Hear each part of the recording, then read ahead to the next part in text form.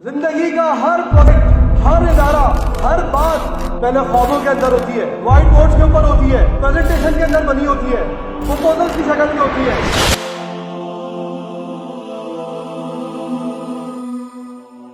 آپ میں سے جو انسان جو آگے بڑھے گا، کیونکہ بات آ رہی پرفارمنس کی، وہ یہ ہے کہ یہ جو ایج ہے، وہ جو انرجی میں جب آیا تھا، وہ انرجی جب نیوٹرلائز کی جائے گی، جب وہ ٹیون کی جائے گی، جب وہ چینلائز کی جائے گی، وہ کہیں پہنچائے گی۔ کیونکہ یہ انرجی جو آج موجود ہے، یہ کل موجود نہیں ہوگی، یاد رکھے گا۔ کل آپ بڑے حکمت بھرے انداز میں باتیں کر رہے ہوں گے، آج آپ خیال نہیں کرتے کسی کو اڑانے سے پہلے، کسی کی ہاں میں ہاں کرنے سے پہلے، کسی کی نہ میں نہ کرنے سے پہلے سوچتے نہیں آج۔ لیکن جب زندگی کے چھتر پڑیں گے، پھر اس کو وہ سبق یاد آئے گا، صداقت کا، امانت کا، شجاعت کا، تب علامہ اقبال کے شعر یاد آئیں گے اس کو۔ میں چاہتا ہوں کہ وہ جو انرجی ہے اس بچوں کے اندر، وہ انرجی چینلائز ہو۔ وہ چینلائز کیسے ہوگی؟ اس کو پتہ ہی نہیں ہے اس انرجی کو کہاں لگنا ہے۔ کبھی اس دیوار پہ پنگ پونگ بال کی طرح جاتی، کبھی اس دیوار پہ، کبھی آسمان پہ، کبھی زمین پہ، کبھی روڈ پہ پڑی، پتہ ہی نہیں ہے۔ اور ہماری قوم کے بچے نشے کے اندر لگے ہوئے، نشے چل رہے ہیں ہماری قوم کے اندر، اور پتہ ہے انسان کو، سب کو پتہ ہے کہ یہ بربادی ہے، لیکن اسٹیٹس ہے، بھرم ہے، منہ پہ لگے گا، انسان ڈان بنے گا، ایک بڑا فیل آئے گا۔ وہ جو مینٹل اسٹیٹ ہے وہ کہیں اور ہوتا ہے، اس کو نروانا کی اسٹیٹ ہے۔ انسان کسی اور دنیا کے اندر ہوتا ہے، اپنے آپ کو 30 مار خان، فنے خان سمجھتا ہے اس ٹائم کے اوپر کہ بڑے اچھے لگ رہے ہیں آپ کو نشے، جو آپ بڑے،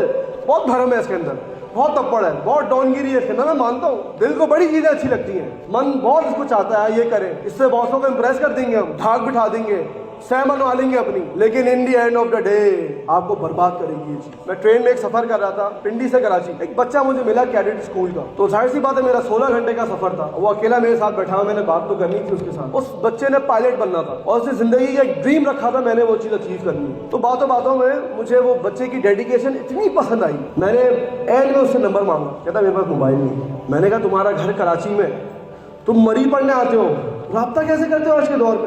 کہہ رہے میں نے خود موبائل نہیں لیا ہوا، میرے پیرنٹس مجھے دینا چاہتے ہیں۔ میں نے کہا کیوں؟ کہتا ہے اگر میں نے موبائل یوز کیا تو اس کی ریز میری آنکھوں پہ جائیں گی، تو ہو سکتا ہے میرا ڈریم خراب ہو جائے، میرا ڈریم خراب ہو جائے گا۔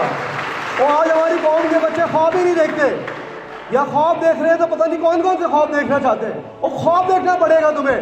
زندگی کا ہر پروجیکٹ، ہر ادارہ، ہر بات پہلے خوابوں کے اندر ہوتی ہے، وائٹ بورڈ کے اوپر ہوتی ہے، پریزنٹیشن کے اندر بنی ہوتی ہے، پروپوزلز کی شکل میں ہوتی ہے۔ اس کے بعد وہ جو بیج دفنایا جاتا ہے اندر، اور پھر کئی سالوں بعد ایک کوپل نکلتی ہے، پھر وہ پودا بنتی ہے، پھر وہ بڑی ہوتی ہے، پھر وہ درخت بنتی ہے، پھر وہ سایہ دیتی ہے، پھر وہ فروٹ دیتی ہے۔ تو ہمارے بچے خواب ہی نہیں دیکھتے۔ اللہ دے بندے ہو، خواب دیکھو، بڑا سوچو، بڑا آدمی بنو، اپنی بھوک بڑی رکھو۔ مجھے وہ لوگ بڑے اچھے لگتے ہیں، ریئلسٹک ہوتے ہیں، لیکن ان کی سوچیں بڑی ہوتی ہیں۔ اور سوچ پہ تو کوئی ٹیکس نہیں ہے نا، کوئی ٹیکس دینا پڑے گا سوچ پہ؟ خواب دیکھنے کے اوپر کسی نے لاک لگایا ہوا ہے؟ یہ تو انسان کا اور انسان کا ذاتی معاملہ ہوتا ہے۔ تو انسان خواب دیکھے، کیونکہ خواب دیکھے گا تو عمل کرے گا۔ علامہ اقبال نے